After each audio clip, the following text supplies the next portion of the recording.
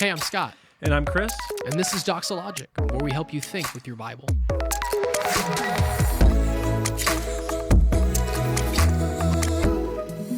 Well, welcome back, everyone, to another episode of Doxalogic. And Scott, we are, it seems like at Doxa, decade now plus, we've been together here. We have faced quite a number of different seasons in which we've grown. Feels like we're entering in a new season yet again. And maybe just set this up a little bit with where we are right now, the announcement that was made around the third service, so that we can bring some people in to a pastoral conversation around blessings and challengings of church growth. Yeah, it's fun to do this because I think there's a desire to know kind of what's going on behind the scenes. How do pastors process what to do with essentially what God entrusts to you, right? And especially if your philosophy of ministry doesn't include a pragmatism that, is intending to kind of manipulate their methods to achieve growth, but rather just like, hey, let's just preach the word faithfully. Let's get after the things of discipleship, and we'll worry about the depth. Let's let God take care of the breadth, right, of the ministry. As that ministry grows, there's inevitable challenges, there's inevitable changes, and so we're on the cusp of another one, which is this push to a third service.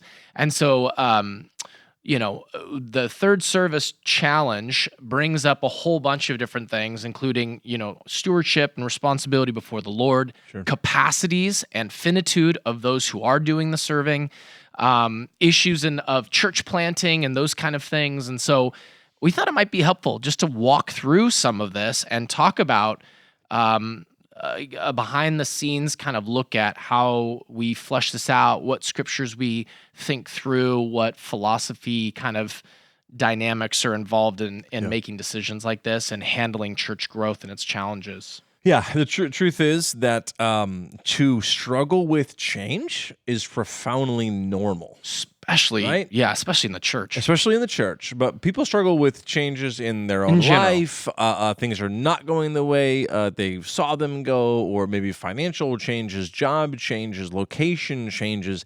There's so much change, and change in a person's church can get pretty volatile sometimes. And so we're hoping to provide for you some context, not even like, all of the inside baseball, as it were, around the decision that we went for a third service, but we want to give a pastoral, we pray, helpful opportunity here in this conversation to show you why the change that Doxa is going through is not bad, but it's actually very much, we believe, led by the Lord, right? And when the Lord is leading a change, you need to follow. That's called obedience, right? And as opposed to when you're not willing to change in a season where the Lord is leading you to change, there's just obedience and a lack of faith there. And so we recognize change can be difficult. There is also, though, great blessings to change, particularly in a season that's related to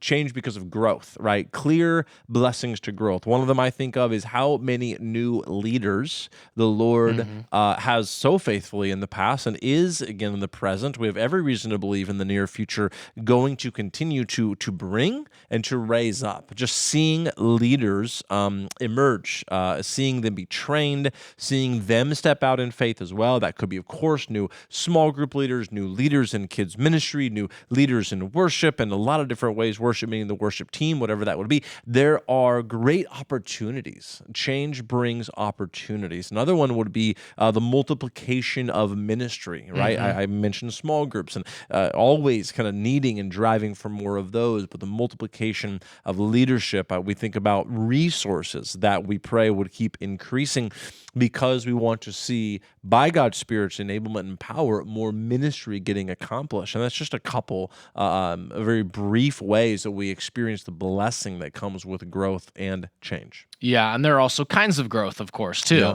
So you think of cancer grows, and we wouldn't be celebrating that, right? So the idea of like all things that,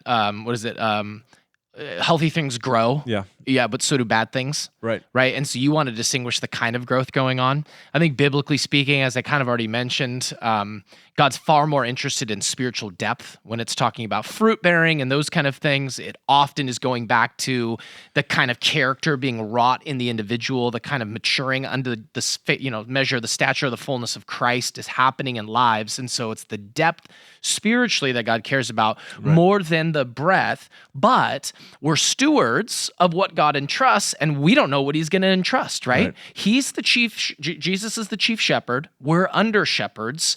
He apportions his flock to his shepherds, and it's our responsibility then to flesh that out. And so one of the just maybe pictures that I'd love to just set up from the very beginning, and there's a book called this, by the way, The Trellis and the Vine. An excellent, short, really good book on discipleship. Book, yeah. We've referenced it and try to apply much of what it says. But I want to use the picture more than I'm thinking about it. I didn't pull anything out of the book. But I want to use the picture of a trellis, and you would describe a trellis as essentially that which a vine is able to grow up on. And so as it grows, it has a place to grow, that you're setting it up to be able to do that. And ministry kind of has both. You need to build the trellis, right? The systems, the infrastructure to care for more people and to do it faithfully and to do it biblically.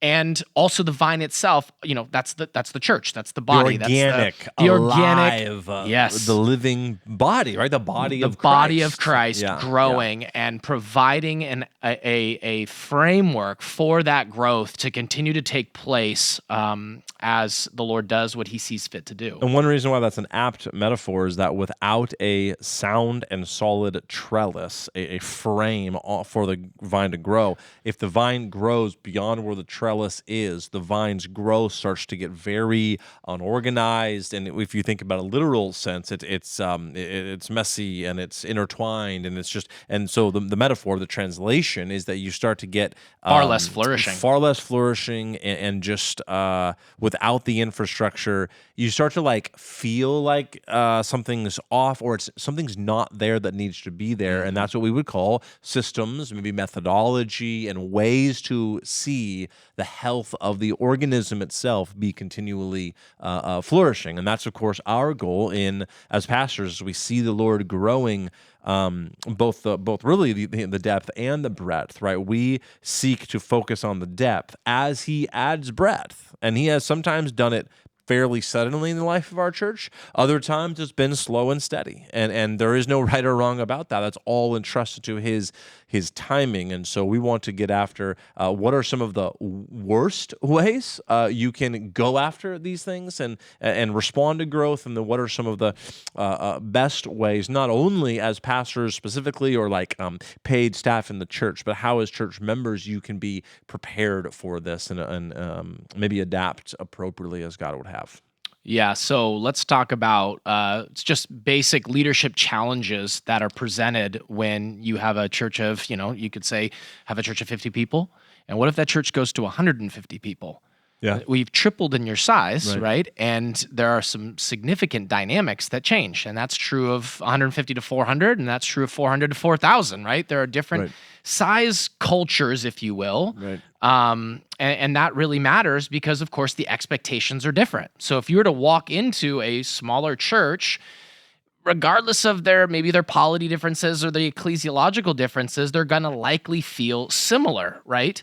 But there's going to be a strong difference between a smaller church and a larger church of perhaps the same background theologically even. Yeah, so think about two Baptist churches, one's 200 and one's 4,000. Their website might look exactly the same when it comes to their doctrinal statements, right? Yeah. And yet the church, when you physically show up to be present on Sunday, is going to be profoundly different in ways that a Baptist church of 150 and a Presbyterian church of 150, granted, there are important differences, but the feel may be quite similar. And so there's a lot to think through when it comes to size culture, and if the Lord does see fit to continue to grow a church from that 200 to 400 to eventually 2,000 and beyond, again, none of this is right or wrong by way of success is this number, but it's if the Lord brings it, are you going to be ready for the adaptations necessary to the size culture? So some of the things that change as size cultures can change is the role of the lead pastor. Scott, you've been, of course, in that seat from the very beginning when there was you and a handful of people, most of whom had your last name, right? And what that was like in those earliest days, let alone I joined the church very early, but 10 months later became the second pastor. We had 170 or so. Probably. So we've been through a lot of these cultures, and I've seen your role change, not by way of its like spiritual obligations, teaching and preaching and shepherding, but how they get carried out have definitely changed. The number of pastors that are needed to care well for the flock, the overall size of the staff, how many people need to be in certain staff positions of support and administration compared to leadership, the right ratios, lots of learning around that. The difference between how volunteers operate in one size versus how volunteers operate in another size, what can be expected of volunteers will change, and in some ways as well. Even maybe some of the ministries that can be offered, and some small churches do a phenomenal job with quite a few ministries. But the idea of how many ministries you can sustain, these are just a few examples of what can be a challenge to adapt to as a church continues to grow. Yeah, and of course, there's one side of growth difficulty, which happens with the people as they grow through certain, they see the church grow through certain stages, and they're reacting and responding to that. But what's not talked about a lot is the pastor going through these changes. And, my heart, like, it was really tough to go through those changes when you have, this relationship that, with everybody, and you're the one-to-one, more like a wagon wheel kind of relationship, right? Where all connected to you. All connected to me. You're the spoke sort of, or the center, and you have connections to everyone. They're a spoke, but it's just one-to-one, all to you, to then go from a wagon wheel to a spider web, where there's layers of leaders connected to layers of people. That's a really tough thing because I love the people, and because that relationship dynamic changes when you physically, you can't do that with even 400 people, let alone thousands of people. And so, but that's not an easy thing. That's not like, yes, that's awesome. In fact, it's put me in hard positions, and I've gotten really close to, needing some serious counseling for just the amount of difficulty it was to give some of that up and to really entrust it. Not because I didn't trust other people, but because it was really hard as a pastor to shift almost from like an individual shepherd to an individual sheep to more of like a rancher style, as Tim Keller would talk about it, or a flock-focused shepherding versus a sheep-focused shepherding. And those are really hard. Yeah, I realize that these changes don't come one week it's like this, and the next week the culture has rapidly changed. These are at least 6-month processes to 12-month processes where you start realizing, I think we're at the threshold of kind of another stage, and there's excitement because of the opportunity. But then there's maybe a grief and or pressure and or even sometimes it's just inside. Right? Sometimes it's on the outside where it's you're not doing what you used to do. For me, an anonymous person says or writes or something, versus, well, the church and the leaders taking care of you is now disseminated, like you said, like a spider web, still very interconnected. But not all to you any longer, or any one or even two or three people, but it's the interconnectedness that we seek to continue to establish. We'll talk about how we try to do that, even as the church has grown, which is so important. Another one, and Scott, this is going to be a theme. Can I say something to that really quick? Yeah. Sorry to interrupt you, Chris, but I'm just thinking about the person that goes, well, isn't that kind of your fault? Why don't you just cap something? Why don't you just keep something from moving beyond what you feel comfortable with, kind of thing? And so just to give an offset to the reason why is because I just have this passion to serve as many people as we can within our capacities, because there are limits and there is finitude to it. Right. But if the Lord would entrust that, my desire is to go, okay, Lord, can we make this happen? And it's not just us making it happen, right? Because again, there's finitude to that. Right. But also, how do we plant that church to continue to give these people a place that they can go to be discipled? So my heart is, as many people as want to, I want to find an opportunity for them. So there's two sides of this. Yes, it's difficult as a shepherd, but it's offset by the mission. And that's why we didn't just cap it and say, you know what, we'll make it easy and tough if people want to come. I'm more like mourning the change as it happens in some ways and celebrating other ways that it's raising up leaders and all that stuff. But for the sake of the mission, having to eventually give an account for the stewardship of what the Lord entrusted to us, and that bearing its weight very much on my own heart. So sorry to interrupt, but I just wanted to say that. Very good. One of the things for sure we have heard over the years, and it's actually legitimate to a degree, the larger a church gets, the less personal it feels at the beginning. Beginning meaning when a person first comes. Yeah. When they arrive at the church and they realize it's two services like we have been for, going on 9 or so years, and now hundreds and hundreds of people in each service, it feels like it's hard to connect or whatever it might be. And some people, God bless them, they show up because they saw us online, literally don't know anybody. Other people have got a handful or more of friends already. They're already coming to sit with somebody, so that's not the exact same, but it is a theme. The less personal it feels at the beginning, it's easier as our church has grown, both the length of time we've been a church and the size that our church is, to blend in for longer anonymously. Yes. Despite our best efforts to help people connect, to go to the first-time visitor desk, to ask a question, to go to the... We have a... I'm just thinking about this. We have the first-time visitor desk right next to the connect room. Right, and so those are named what they are very intentionally. Yeah. First-time visitor, obviously, you want to connect. We literally have people, iPads in hand, cannot wait to help you connect with the life of the church. And yet many people will take 1, 2, or even 3 months. Totally get it. You may still be feeling it out, or going to multiple churches or whatever. Is this where I want to land? More than a few months go by, though, and you're not doing anything besides the in and out of one service. You're a part of the reason that connecting is difficult if you're not taking certain steps that we are continually offering, right? Doxa DNA is an important night to find out about the church and help get you plugged in, but then joining a small group, and then you can serve pretty quickly in quite a few ways at our church.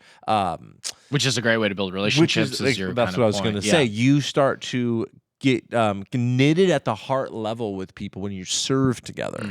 And if you're not going to take advantage of the various pathways that help get you connected, it's a thing that we know is legitimate, the size we are, and yet we have, I would argue, done a pretty honorable job helping people dispel with that, because we have ways to stay small, even as it's a pretty large church now. Yeah, we're trying to mitigate that in a lot of different ways. It's definitely the intention that we wouldn't become, like, there wouldn't be an outer layer of just come and consume, but that everybody is involved in the life of the church and growing in discipleship together, in Christ-likeness together. One of the things that I think happens is, yes, you start coming, and especially if you don't have any connection to people, you get that sense that, man, I'm not connected. And there's the side that you said, Chris, if you're not putting yourself in a position to get to know people by really immersing yourself in the life of the church, worrying less about where are my friends coming and worrying more about how do I immerse myself in this church and know that the Lord will take care of those things. But I think one of the big impediments is they connected to the church they were at before. My church I was at before, this was the key to getting me connected with people. Maybe it's a ministry, maybe it was a class or something they did. Something. Yeah, they had a meal afterwards or something like that, right? And whatever that is, say our church doesn't have it, there becomes this like sadness, and even like maybe the new church is dropping the ball because they don't have this ministry that allowed me to connect. And what's my problem? I'm not connecting. And here's what I would kind of say to that is, I think the better way to, when you're making a church change, is not to compare it to how the church before did things and how that helped you connect, but rather to figure out what this new church does to provide connection opportunities And if you need to mourn the differences, mourn those differences, but then get involved in the things that are provided in the avenues that you have. And that will be such a much better way to get connected to the life of the church. And then just don't make it about you as much, right? If you just let the Lord deal with your relationships, your friendships, and you deal with serving the church, God, I think, will take care of that in time. And just to give a perspective on this, Chris, like, Aaron and I, even talking about relationships and stuff like that, like, love a lot of people, have great relationships, but like, truly, that's built over a lot of years too. And I'm one of the pastors here, right? And I think you could probably speak into that. So just the illusion of like the person walking in and going, I'm like struggling to connect deeply. That's true of even those who are working on the inside. And it's a combination of timing of the Lord and, immersing yourself in the things that the church is doing and just trusting that God will take care of you in that way. Sure. One of the other challenges in growth is complexity. Yeah. Growing creates complexity, and one of the kind of sayings is that complexity is the silent killer of growth. Remind me, the Founders Mentality. Thank you. The Founders Mentality is a book, non-Christian book, leadership book around growing businesses and things that threaten the culture and things like that. And one of them was this: complexity is the silent killer of growth. Made in the context of a business, but so it could be in ministry for a church as well. There is a translation into the life of the church that oftentimes we see a problem because growing in size creates a challenge that we think, or we would believe, we have to constantly offer more and new things, as opposed to realizing we need to keep the main thing. Yeah. Keep offering the same old thing. Exactly.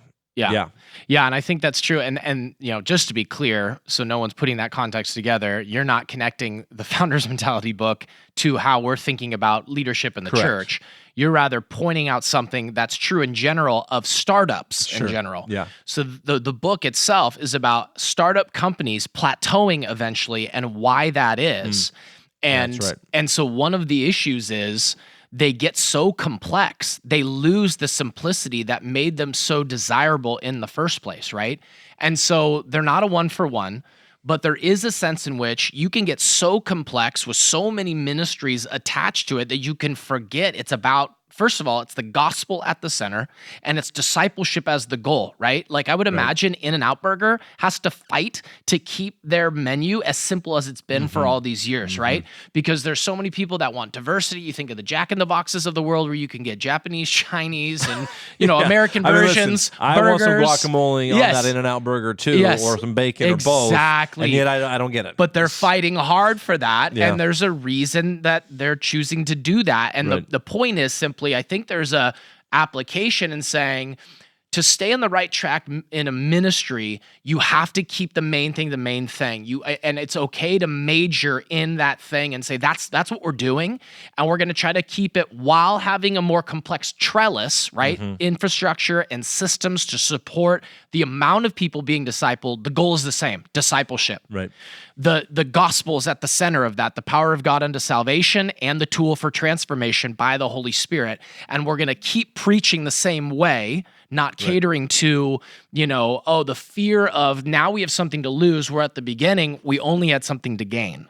The trellis, to go back to that, may be complex as it needs to be larger to handle the weight and the size of the vine, but you shouldn't notice the trellis often, right? It's not the methods and the systems. It shouldn't be the center of what you're doing, right? The living organism of the church, God's people, the body of Christ. This is the simplicity of glorifying God by making disciples, proclaiming the eternally saving and good news of the gospel is the front and center. And so we'll get back to probably simplicity in a little bit. But Scott, there were still from this book, and I would say the truths that were helpful as you went through that, I went through the book as well, are kind of like Proverbs.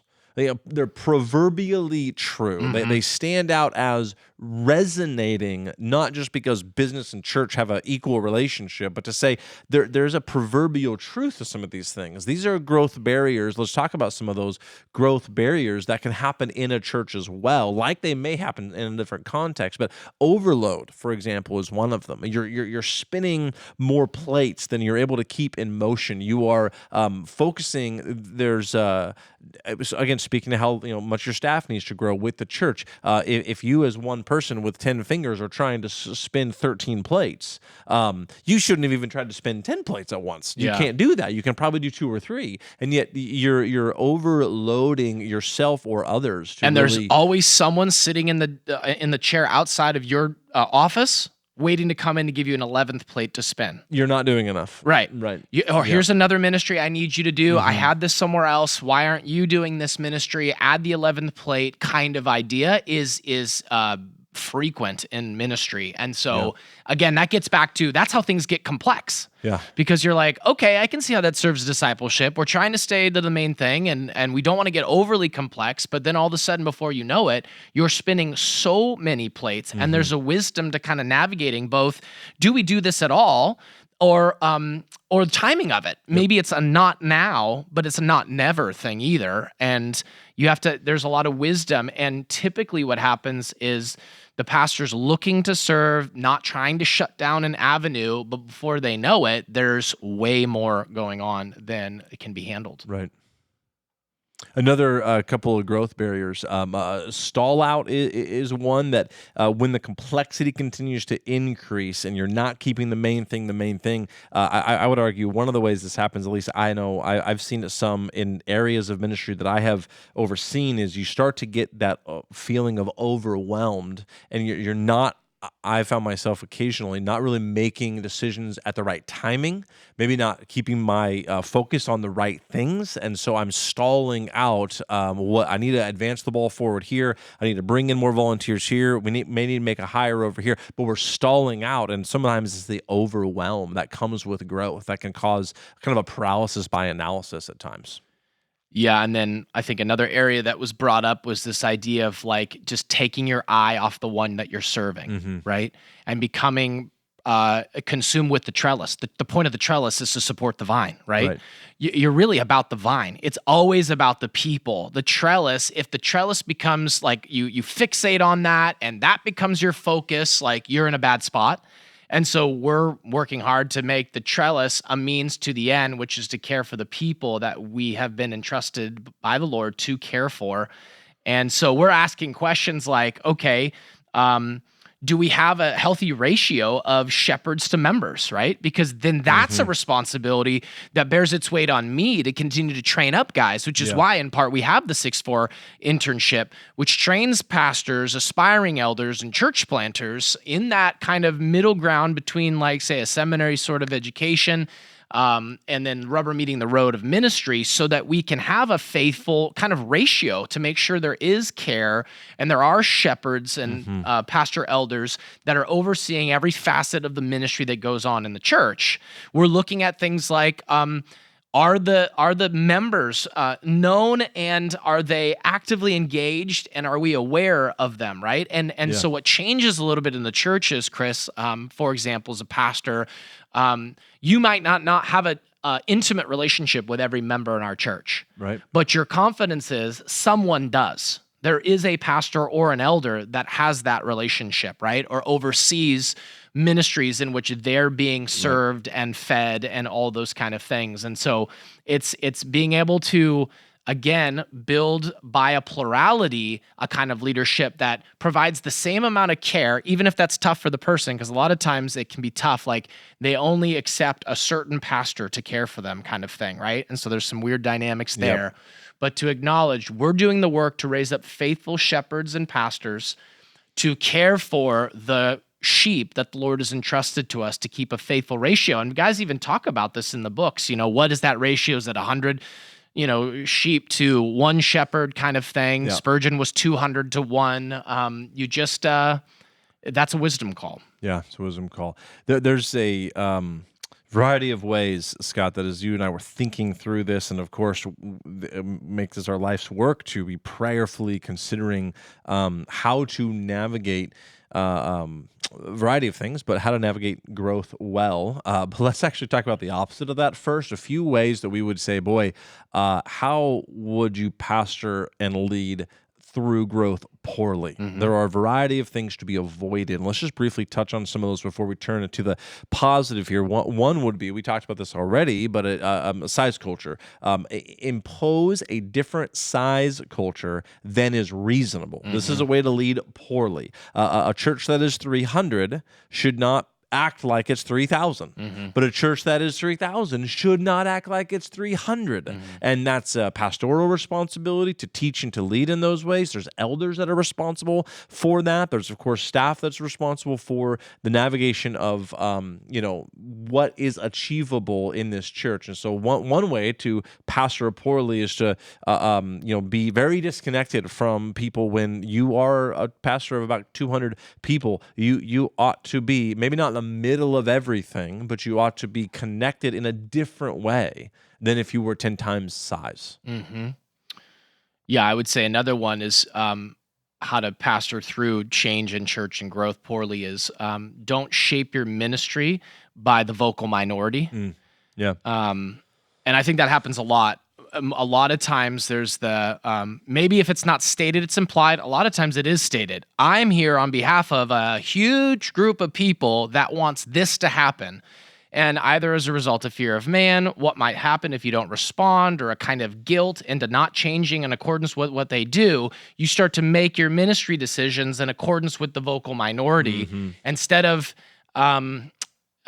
continuing forth with, what's been entrusted to you, what are your capacities, what are the things the Lord values, and even being okay to say, let's table that for a little bit, And a lot of times that's hard for people to hear, but just let's table that. And how many times can we speak to a situation in which a ministry wasn't ready, but then down the road it did come to a place where it was ready? Yeah. And to be okay with that. Yeah, absolutely. One would be, and this can be a delicate one, but it is important, not expecting more from your staff. So we're talking about pastors to pastors here. Not knowing when to expect more from your staff is a way to lead poorly. And that's because if you were okay with a certain form of the ministry getting done, maybe it's a person who only ever knows how to be basically that center of the wheel, connected to every single person. Well, the time has come for them to adapt maybe methodologically or their focus to be a manager of several workers as opposed to the middle who's connected to everyone. If you're leading poorly, you are not helping your staff. Of course, you need to pastor them through this, but how to expect and help them to grow. And maybe it's changing their mindset. Maybe it's changing, again, the number of leaders that they have with them leading in the ministry.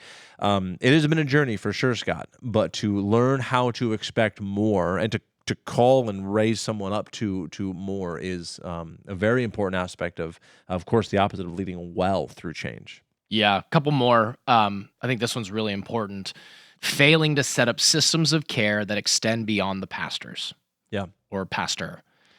And what I mean by that, by example, is, for example, the Lord has given us the office of deacon to do the real benevolence, kind of mercy ministry sort of stuff, to care for people in cahoots with the elders in that sense, right? And this is why Acts 6:4, which is the verse we use for the pastoral internship, is built off this, right? The issue with the food distribution. And man, you can get caught up in a people thing that can swipe your time in the word, can swipe your time in prayer, which was those things that they said they must give themselves to. Therefore, let's appoint these kind of their proto-deacons, really, in that sense, right, in Acts 6. But the idea being, let's leverage, for example, the office of deacon. Let's equip, Ephesians 4, the saints for the work of ministry. Let's be zealous and aggressive about that. And let's encourage our people to not have this mentality that I haven't been served unless I've seen maybe you or me kind of thing. Yeah. One final way before we move forward here, to lead poorly through changes would be to do this, to give in or to sacrifice certain things for the sake of continuing to grow in number. And so don't preach so much Bible because it turns people off. You can't keep growing if you preach the Bible in this way. Don't harp on, biblically of course, sin and repentance. Use different buzzwords, use different synonyms, but don't talk about the doctrines that turn people off. Don't address the stickier things, divisive theologies, or of course cultural issues, roles of men and women in the church, LGBTQ plus, etc. It matters, or maybe matters of what people will call Reformed doctrine, that we would say are ultimately just a matter of the Bible, letting the Bible speak for itself. So changing your tone and or your entire message is one way to lead very poorly, because now you're the center of the growth and your message is off of the gospel, and now it's on to the things that placate people. And there are a variety of people that could be mentioned here, and this is not going to be really in any way to put some one group or whatever on blast, but I would say, Scott, one of the most prominent people that has verifiably moved in ways with culture across the board has been Andy Stanley. And he is phenomenally popular still today, relevant in so many circles. And we have had, I would say in the last year, no fewer than a handful at least that have come to me with like questions, and they're burdened for their friends who are just not seeing the ways that his very good communication style is actually maybe hiding a very dangerous theological shift away from biblical orthodoxy on any number of issues that we would say need to be marked and avoided these days.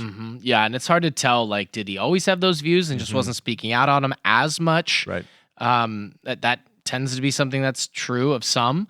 You can't judge the heart, don't know, but you can only see what's coming to the surface now. And so when I think one of the safe things to do is keep the same standard. If your standard is biblical faithfulness and you're going to approach and speak to those cultural issues because the Word of God does, and if you're going to hold fast to what the Word of God says in its entirety and preach the whole counsel with that same zeal, the good thing is you can sleep at night afterwards, because you'll know at the end of the day, because nothing's changed, what remains of the church is the Lord's doing, and you'll never think, man, I compromised in order to get to that next stage that I want. Instead, seek not to want a thing you don't have, right? I'm at this place in church ministry, I'd like to be here. Don't do that. How do I get there? Yes, how do I get there? Maybe there? I can do these things you're Soften talking the about. message. Don't do that. Yeah, right. Instead, live with this contentment that I'm going to do what's faithful to the Lord. I'm going to preach the next verse the way it deserves to be preached. We're going to disciple in a way that's faithful to the Word of God. And we're going to let the chips fall where they may. And if that goes in a decreased direction, praise God. And if that means there's growth, at least we can understand that that growth is something that is on the Lord's side of things, not on our manipulating or using, culturally acceptable shifts in our doctrine or whatever it may be, or a different tone, or that kind of thing. Yeah. Well, how would we promote leading well through growth, leading well through changes, even in church size cultures? One would be this: leaders of all kinds, not only paid staff leaders. There's a variety of leadership roles at the church. Grow as a leader into more of a rancher mentality than an individual shepherd. Now, this should not be done too quickly, right? Because as a small ministry or a small church, you're going to be very individual, as it should be, and you really never want to lose individuality as a person and a focus. But when you see what the Lord is doing as He's bringing more people, you are responsible to be ready to be flock focused in a different way than someone who is sheep focused. There's kind of a macro view compared to a micro view here. I know, Scott, you've gone through this journey yourself. Yeah, over and you the need years. to have both, right? It's never one. Don't versus graduate the out other. of the individual. That's not what we're saying. You're still in that. You just simply can't do that for everyone. And in order to serve them well, you need to multiply yourself into a bunch of other people, so they can be served well. And so the idea is it's simply both and as the church grows. At the beginning, it's all micro. it's all micro because it's you and the person. And later on, it's macro. You're more committed to investing in the kind of leaders that are needed to multiply yourself so that those who are coming to be discipled have outlets to do that are realistic and in a context that, matches the amount of people that the Lord has entrusted to you. So that's huge, that transition. And it can be hard because it means you're putting your attention on things that are different than you were before. Yep. So it's not either or, it's both and. And you're entrusting to others to do and make authoritative decisions on things. You used to make that direct decision, and getting used to not making that direct decision. You may give a influential opinion, but you need to learn how to stop shy of controlling them. Like, this is what I would have done, and so therefore if they did anything different, then it's wrong. What's amazing to me, and it's such a blessing now, interesting as it was just a journey personally through this, is to realize that as stuff was handed off of my plate to someone else, how much better it was when it was someone's entire focus. The ministry itself. The ministry itself. Yeah. I gave it was better ministry to once someone else. Yeah. That ministry got better and healthier, and the leaders were flourishing more than with my, especially back in the day, diversified attention on at least 5 different things, right? And I now love I love it, and I praise God for it. But it's a humbling thing too. It's like you actually, if you would have demanded, I'm closing my fist to grip onto that thing. If you would have demanded doing that, not be willing to let go and see another leader go and do different things than you were doing. Yeah. But it's so sweet to see the way the Lord use many more people. Another one would be, Scott, I think of you from the front from time to time. I suppose I maybe have done it as well, but lovingly confronting people collectively regarding some of the struggle of change and growth. You need to pastor from the front, just as you pastor privately and individually, but you're pastoring, seeking to shepherd relevant concerns people have, but help them see maybe from a different perspective. Again, back to this is about the mission. Before it's about keeping the church the same size and the same, and this is what I love. It's no, reorienting their framework around the mission of glorifying God by making disciples, and confronting people on that is an important part of leading well. Yeah, and I think another part on that is you earn the right to confront as they know you care about them and are doing your best to lead them. So I think you can get a little cynical as a shepherd, and you need to avoid that. You need to put that to death if that comes into your heart, and it happens from time to time because you need to believe the best about the sheep. The sheep, if you're leading faithfully, want to follow. But sometimes they're not in the rooms having the conversations, right? This is even a conversation we're trying to make more public just to explain some of what's going on that happens in the background, right? They're wanting an into that. So it's your responsibility too as a shepherd to make that clear. They want to follow, but when they've not been involved in the process of your decision making that's led you to that decision, they could struggle with that. Yeah, sure. And so I would say it's it's an important thing to shepherd through skepticism, which is often because of a disconnect and what they don't understand because they weren't a fly on the wall in those various elders meetings or in those various staff meetings or, whatever the situation is. And so acknowledge that when it's not been clear, and you confront yourself at times when you go, okay, that's my responsibility. I'm going to believe the best about the people. And as long as I'm clear and this is, biblical, then they're going to have no problem following in that sense. Yeah, that's good. Another one, leading well through growth and change, insisting on systems that highlight relational ministry over systems that highlight numbers and metrics and data. Really, what are you celebrating?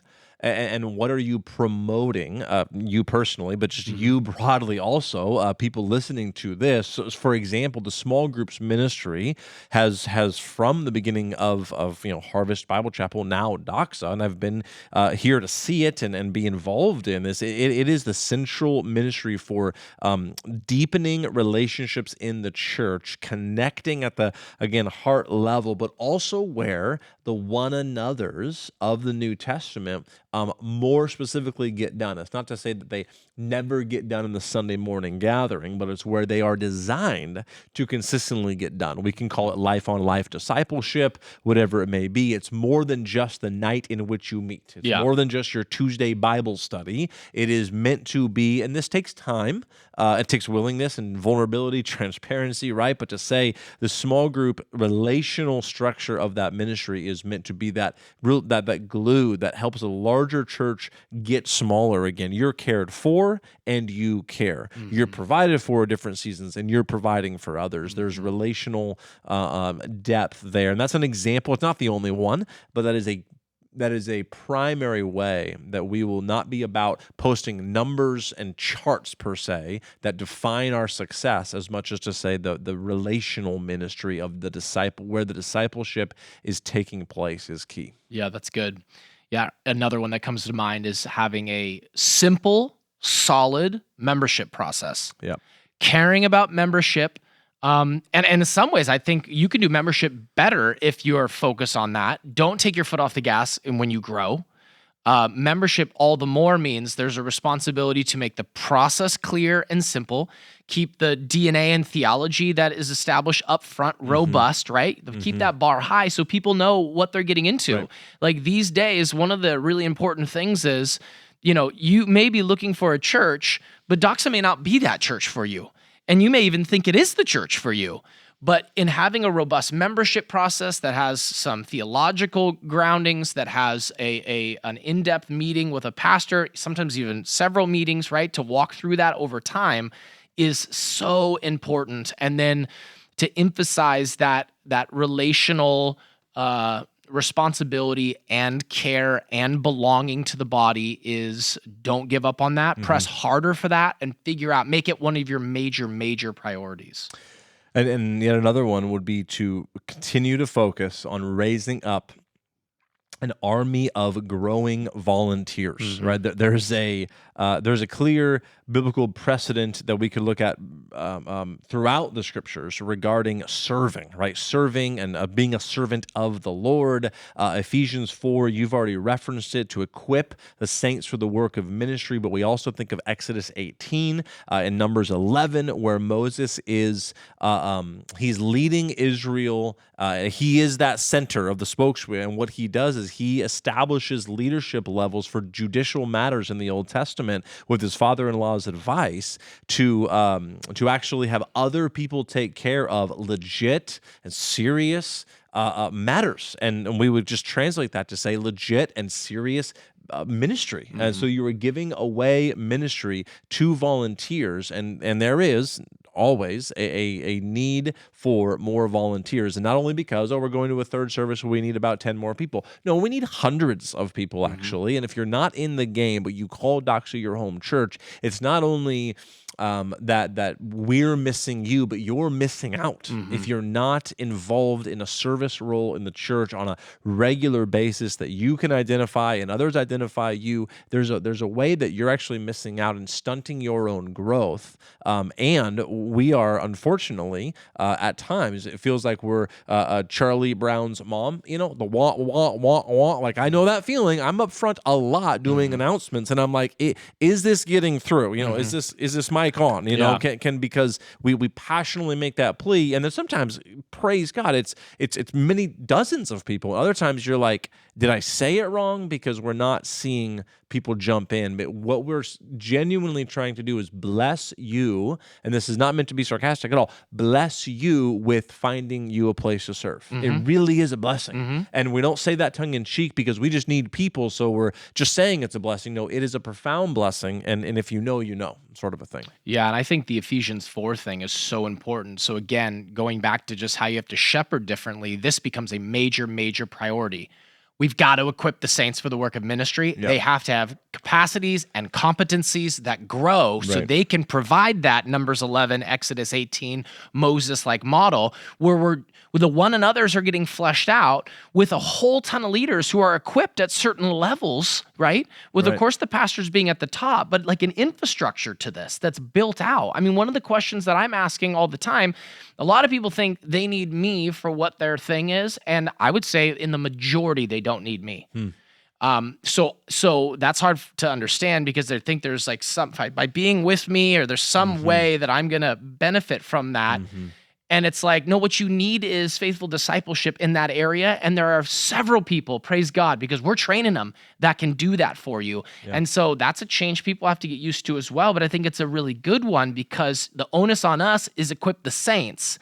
And then if the saints are faithful to do, to help teach the scriptures and teach how to apply it, that becomes massively important. So a lot of times I'm going, that's not a ministry I need. But someone else needs that.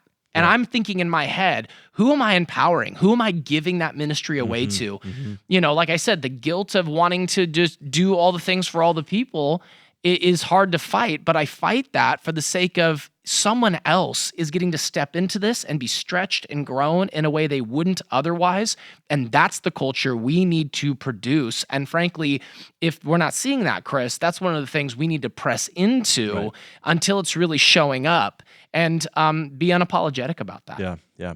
I'd say one last thing on our minds about pastoring, leading well in seasons of change and growth. Remember, there is a limit to your capacity, Scott, right? To my capacity. And there is broadly a limit, though we need to trust the Lord with what that is, to a church's capacity. Yep. What can a church, whether it's the whole staff or what can a church handle, whether it's the building that you're in or, again, the pastor's capacities and gifts and things like this, to recognize we need our sights set beyond just one more thing within the church, beyond the church itself. Lord willing, to see more churches, we would pray many more, end up with men being raised up to go and plant those churches, and then seeking actually to send people who would likewise feel called to go with that pastor to plant more churches. And that's a multiplication mindset that we really can't afford to lose. If addition is happening by one or two new families and other individuals and all of that to the life of the church, never lose the multiplication mindset of,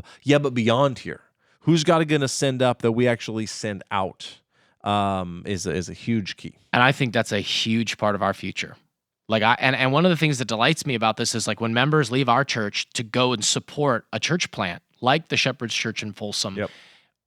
Sad, but we celebrate it at the same time. This is the mission, right? Right. We only have so much time to be on mission, and we'll all be together in glory, right?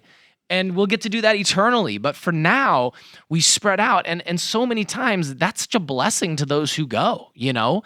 And so we're going to have this reality where we equip the saints for the work of ministry. And then the crazy thing is we send our best to go.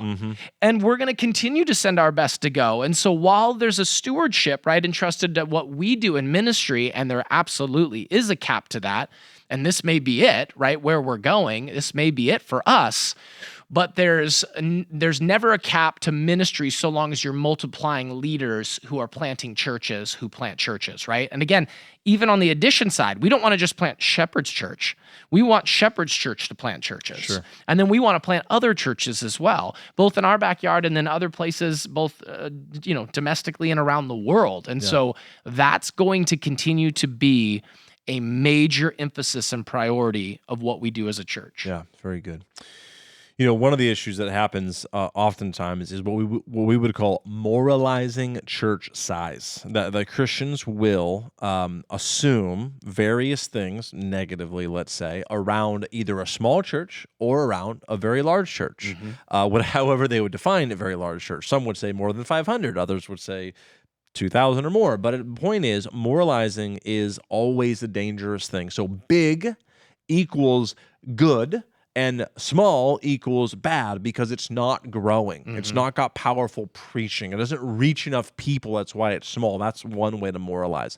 Another would be small equals good or faithful. And yeah. big equals bad because the big, that means they've sold out in order to grow. They don't really pastor people. I can't be connected there. It's too big. And so you can call big good or big bad. And the same is true with small. And you can have your reasons. And obviously, does it happen, right? Does it happen that big came because of some sellout? It does. Does it happen that small is what it is because of faithlessness and unbiblical teaching and all these things? It does. But we can't judge the book by its cover. We can't afford to be the Christians who assume this or that based on something we simply don't know about. Yeah, being really, really careful of that. I remember a guy that came into our church and was like reluctant in coming at all because he heard that the size was whatever it was at the time. And so he blew it off because he just assumed there's no way that it could be faithful because it's this size. And he came up to me and basically confessed, like he apologized. I didn't even know. It was in his head, in his own heart. But he just apologized for that he wrote it off entirely from the size alone. And so I think that's a really dangerous thing. But the other side of it, on like the just practical side, is like, if you're looking for something that a small church does, you have to understand the kind of church that you're in too. There are those are choices that are made, right? I don't think those are primaries in picking a church, right? The size of the church.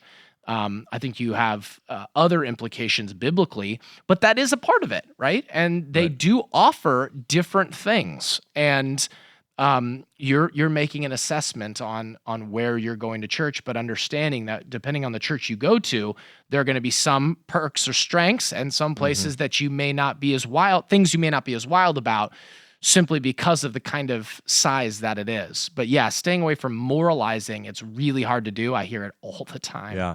And one about kind of moralizing internally is the notion of doxa has changed a lot over the years. And I'd like to just lay down just the notion that is actually true in some senses of the word. It's changed in size. It's changed in certain methodologies of how ministry gets carried out. It has changed in location from originally Granite Bay High School now to Rockland. It has changed in some ways, but what is difficult as a pastor, just even kind of emotionally, personally, because I've been involved in each one of those stages, is to have this negative, coloring to the comment, as opposed to, boy, isn't it amazing that doxa has changed in some real and even significant ways, and yet hasn't changed in the most fundamental ways, doctrinally, convictionally, I would believe, on a shepherding level, caring for people. It's not gotten easier, it has gotten harder, and yet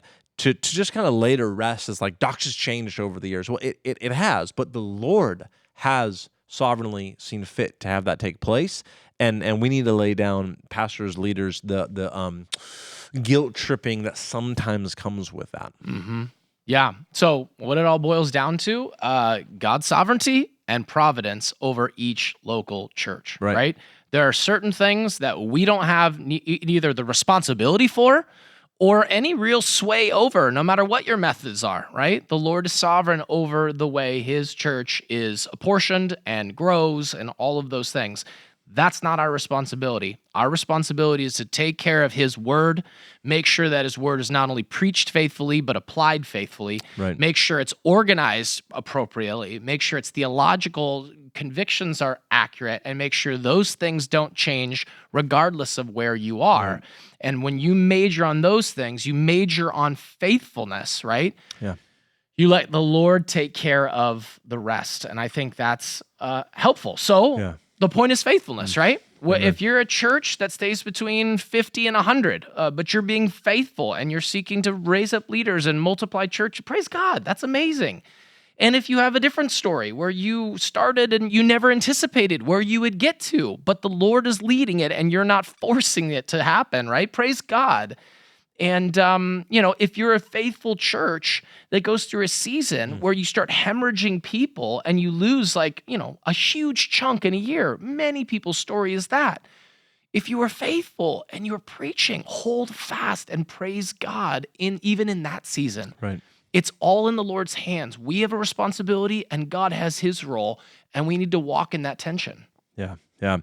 That's probably a great place to land to just continue to drive at faithfulness, both personally for us as pastors, and then to the entire church staff, and then all the way down to if you are listening to this, and if you're not at Doxa, think of your church, right? But if you are, think of your role at Doxa to focus on the faithful application of God's word, the faithful carrying out, the faithful serving, believing that the Lord, as He is in this and sees fit to change whatever He would change, whether that's an increase or a decrease, we can praise God when we remain faithful. So good, Scott. Thank you for walking kind of the church body that listens to this, but also we pray if it gets beyond our church, so we pray that it would bless leaders and others who would maybe be in their own seasons of various changes, and so pray that it will be a blessing, that as this gets shared with others, that it would be used to equip and to encourage God's saints in the work of the ministry that they are doing. So thank you for